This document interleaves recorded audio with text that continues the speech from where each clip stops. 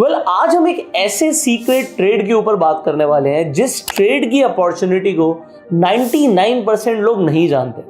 Although मुझे खुद भी ऐसा लग रहा था इस वीडियो को बनाते हुए कि मैं क्यों बता रहा हूँ, why should I tell you, because this is working fine, ये अच्छा चल रहा है, इसके अंदर रिस्क बहुत कम है और ये एक तरीके से आप बोल सकते हैं कि एक तरीके की एक आर्बिट्राज स्ट्रैटेजी है।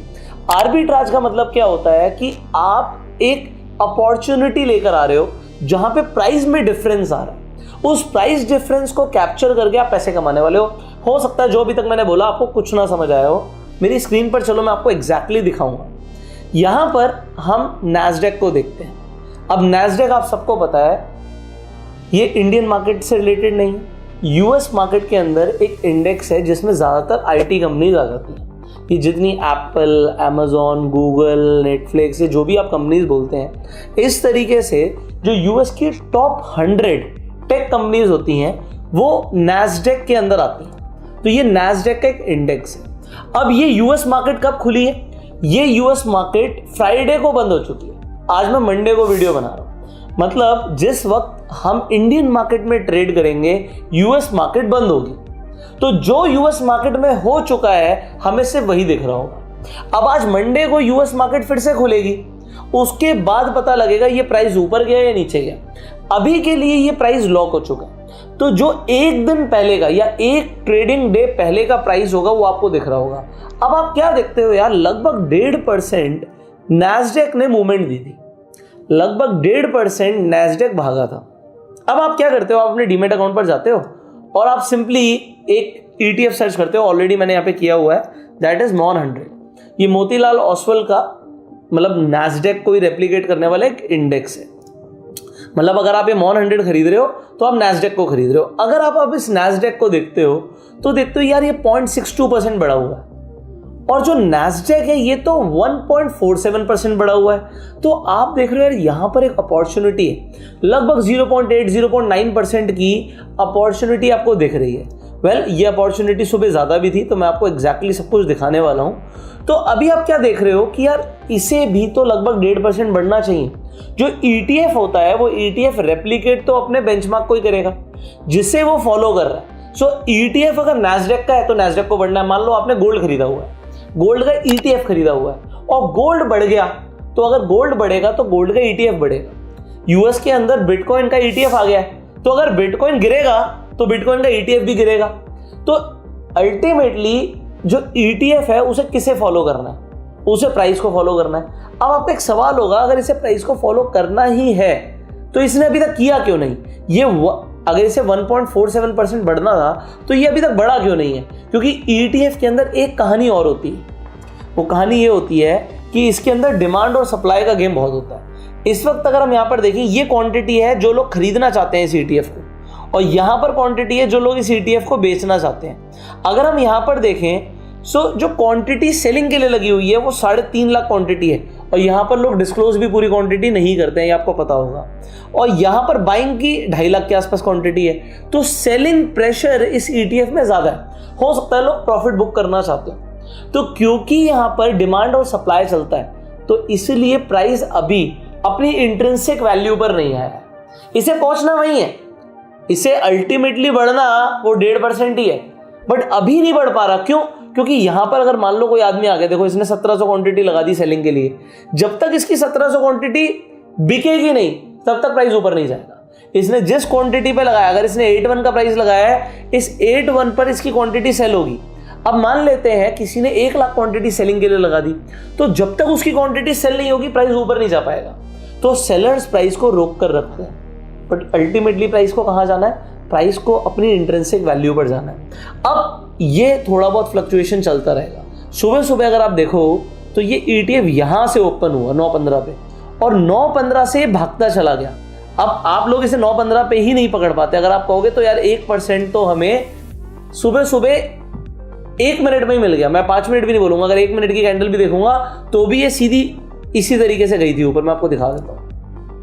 सो अगर ये 1 मिनट की भी मैं कैंडल बोलूंगा, सो 9.15 पे प्राइस ओपन हुआ और उसके बाद प्राइस भागता चला गया। तो ये 1% तो सुबह 9.15 से 9.16 पे ही हो गया, क्योंकि ETF जैसे ही खुला उसने भागना शुरू कर दिया। अगर आप पकड़ने जाते तो आपको बीच में कहीं का प्राइस मिलता।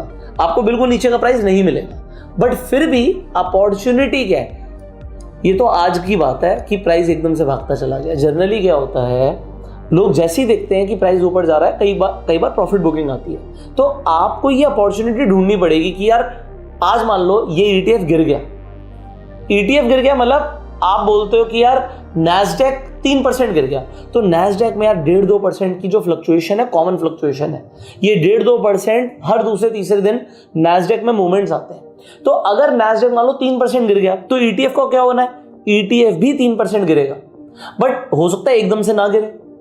अगर एकदम से नहीं गिर रहा तो आपके पास एक अपॉर्चुनिटी बनेगी, उस अपॉर्चुनिटी को आप कैसे कैप्चर करोगे। देखो, जब मुझे अपॉर्चुनिटी देखी, सुबह का मूवमेंट मैंने इसे जाने दिया, उसके बाद मैंने देखा यार प्राइस काफी नीचे है और अल्टीमेटली मार्केट को या प्राइस को जाना ऊपर। सो अगर नैस्डैक ने ऊपर ही जाना है, अपनी इंट्रिंसिक वैल्यू पर जाना है, सो मैंने जाकर एक ट्रेड बनाई थी, आप यहां पर देख सकते हो। सो हमने 1000 क्वांटिटी लिमिट ऑर्डर पर सुबह सुबह लगभग 10:30 बजे के आसपास हमने लिमिट ऑर्डर पर इंट्राडे ट्रेड मारा था। अब इंट्राडे ट्रेड हमने जो लिया, अब मैंने इस अकाउंट पे क्यों नहीं लिया, देखो ये मेरा अपस्टॉक्स का जो अकाउंट है, इसमें ऑलरेडी मेरे पास 100 है, तो मैं आप लोगों को दिखाना चाहता था। इसमें आज में मुझे तकरीबन 22-23 हज़ार का प्रॉफिट दिखा रहा है, क्योंकि नैस्डैक ऊपर गया तो प्रॉफिट तो आना ही है। तो मेरे पास ऑलरेडी इतनी क्वांटिटी है कि कोई प्रॉब्लम नहीं है, अगर उसे अपने इंट्रिंसिक वैल्यू पे जाएगा तो मुझे तो प्रॉफिट वैसे भी आएगा। बट क्योंकि ट्रेड करना है तो मैंने आपके लिए एक ट्रेड किया अलग से, ये स्टॉक्स कार्ड पर आप देख सकते हैं। वो जो ट्रेड मारा था, उस ट्रेड ने अभी लगभग कितने पैसे लगे मेरे, 20,000 33,000 के आसपास पैसे लगे, और मुझे 5x का लेवरेज मिलता है इंट्राडे के अंदर, आपको पता है। अब इसके अंदर रिस्क क्या है, जब तक कोई बड़ी न्यूज़ नहीं आती ये ETF गिर नहीं सकता। ये जो आप ETF देख रहे हो, ये ETF तब तक नहीं गिर सकता जब तक कोई बड़ी न्यूज़ नहीं आती। कोई कहीं पे कोई अटैक हो गया, कोई टेररिस्ट अटैक हो गया, कोई बहुत बड़ी वॉर लाइक सिचुएशन बन गई, सिर्फ तभी यहाँ पर आपको कोई बहुत बड़ा ड्रास्टिक प्राइस नीचे जाता हुआ देख सकता है। अदरवाइज सिर्फ डिमांड और सप्लाई होगी, और डिमांड और सप्लाई यहाँ पर ऐसा नहीं होगा कि 1% प्राइस को तोड़ दे, क्योंकि अल्टीमेटली इंट्रिंसिक वैल्यू पर पहुंचना है जो कि ऊपर है, तो प्राइस ने ऊपर ही जाना है। सो अगर आप इंट्राडे में भी ट्रेड करने वाले हैं, कोई बड़ा रिस्क नहीं है। अपॉर्चुनिटी क्या है उसे समझो। तो मेरे पैसे लगे कितने, लगभग वही 32-33 हज़ार रुपये, 32 हज़ार रुपये कुछ लगे। अब उस 32 हज़ार रुपये पे अभी अगर आप देख रहे हो, ये 200, 300, 400 रुपये का फ्लक्चुएशन, इनफैक्ट मैं यहाँ पे तकरीबन 450 रुपये तक देख चुका हूँ। अब अगर ये 290 रुपये भी आपको दिख रहा है, आप देखो 30,000 का 1% कितना होता है, 30,000 का 1% होता है 300 रुपये। यही ट्रेड आप चाहो तो, मतलब देखो आपका अपना बजट है, बट मैं आपको एग्जांपल दे रहा हूँ, परसेंटेज वाइज चलते हैं। 3 लाख रुपए पे 1% होता है 3,000 रुपये, ये लगभग 1% आ चुका है। 3 करोड़ पे 1% होता है 3 लाख रुपए। मैंने सिर्फ आपको दिखाना था, ऑलरेडी मेरे पास क्वांटिटी अलग अलग अकाउंट्स में बहुत सारी है। तो एक ये सैंपल ट्रेड इसलिए मारा क्योंकि ये जो कह सकते हो आप सीक्रेट ट्रेड काम करता है। अल्टीमेटली सिर्फ डिमांड और सप्लाई की वजह से प्राइस रुका हुआ है, इसे जाना ऊपर ही है। अब क्योंकि हमें, आपको समझ आ रहा होगा, हमें इंट्राडे में लगभग 4x की लेवरेज मिल जाती है। तो अगर मैं 1000 क्वांटिटी को खरीदने जाता है 160 रुपए के भाव पे, जो कि लगभग 160 रुपए का भाव है यहाँ पे, तो मेरे 1,60,000 लगते हैं डिलीवरी पर। बट इंट्राडे में ये पैसे कितने लगे, ये पैसे लगे मात्र 32,000 रुपये। तो 32,000 रुपये में काम हो गया, और 32,000 रुपये के हिसाब से अगर मुझे 320 रुपये दिखा देता तो 1% के आसपास मुझे आ गए। अब आपको ये देखना है कि अगर आपको 1% के आसपास पैसे आ रहे हैं, you can book your profit. आप प्रॉफिट बुक भी कर सकते हो, क्योंकि 1% एक दिन का बहुत अच्छा होता है। रिस्क क्या है, 1% तक का लॉस भी किसी दिन आ सकता है। बट अगर आप होल्ड करोगे तो जनरली उसे जाना अपनी इंट्रिंसिक वैल्यू पे, क्योंकि नैस्डैक मूव नहीं कर रहा है। ध्यान से समझो, यूएस की मार्केट बंद पड़ी है। जब तक मार्केट बंद है तो क्या रीजन है जिसकी वजह से प्राइस नीचे जाएगा, सिर्फ डिमांड सप्लाई। कोई बहुत बड़ा आदमी आके अपनी क्वांटिटी बेचेगा, सिर्फ तभी प्राइस नीचे जा सकता है, अदरवाइज प्राइस नीचे नहीं जा सकता, या फिर कोई बड़ी न्यूज आ जाए। ये 2 कारणों की वजह से ही आपको समझ आएगा कि प्राइस नीचे जा रहा है, otherwise there is no other reason कि प्राइस नीचे जाए। सो प्रॉफिट बनाने के चांसेस बहुत ज्यादा है। इस तरीके से ना, मतलब मैं ETF में स्टडी करता रहता हूं। सो क्योंकि ETF के अंदर, जैसे आपने यहां पर समझा, रिस्क बहुत कम है।